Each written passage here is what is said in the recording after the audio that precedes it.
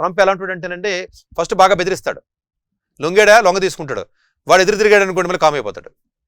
మీరు యాక్చువల్గా అంతకుముందు 5 yearsలో ఇప్పుడు అబ్జర్వ్ చేసినట్లయితే జాత కీన్గా మీరు ఈ స్టేట్మెంట్ని మీరు ఒకసారి మీరు పాత రోజుల్లోకి వెళ్ళి మీరు అబ్జర్వ్ చేసినట్లయితే మీరు గట్టిగా మాట్లాడతాడండి ట్రంప్ ఎప్పుడును. ఇప్పుడు చూడండి అన్ని దేశాలను తిడతాడు, చైనాని తిట్టాడు చూడండి. ఇప్పుడు టారిఫ్ కట్ చేశాడు, వాడు కూడా 200% పెట్టాడు, వీడు పెడితేనే మొత్తం మానేశాడు. అంటే మెత్తగా చిన్నగా ఉన్నవాడి మీద పడిపోతారండి, గట్టిగా ఉన్నవాడి మీద పడడానికి 1-2 సార్లు ఆలోచిస్తాడు.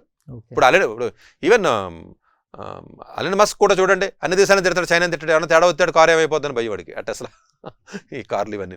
అంటే జనరల్గా అంటే గట్టిగా మాట్లాడతాడు ట్రంప్. అందుకనే ఒకే ఎగ్జిక్యూటివ్ ఆర్డర్నే ఇచ్చి ఇదే ఫైనల్ అని అంటాడు. కానీ చాలా సందర్భాల్లో ఎగ్జిక్యూటివ్ ఆర్డర్స్ మరి రివైజ్ చేసి మార్చిన సందర్భాలు చాలా ఉన్నాయి ఈ లాస్ట్ 2 monthsలోనే. ఒక ఆర్డర్ ఇస్తాడండి, ఇదే ఫైనల్ అని చెప్తాడు, అసలు ఇదే టారిఫ్, ఇదే ఫైనల్, ఇదే ఆర్డర్, ఇదే వేసారులు అంటాడా. మళ్ళీ ప్రజలు వచ్చిందనుకోండి మళ్ళీ వెంటనే మార్చి ఇచ్చేస్తాడు. చెప్పినప్పుడు మాత్రం అది ఎవడనంటే ఫైనల్ అనుకుంటాడు. అంటే వీళ్ళు ఏంటంటేనంటే జనరల్గా అంటే అవతల వ్యక్తి యొక్క బలాన్ని దృష్టిలో పెట్టుకుని వీళ్ళు బిహేవ్ చేయాలి. ఇప్పుడు ఎదురు తిరిగారు కదా మాట్లాడ్డాడు,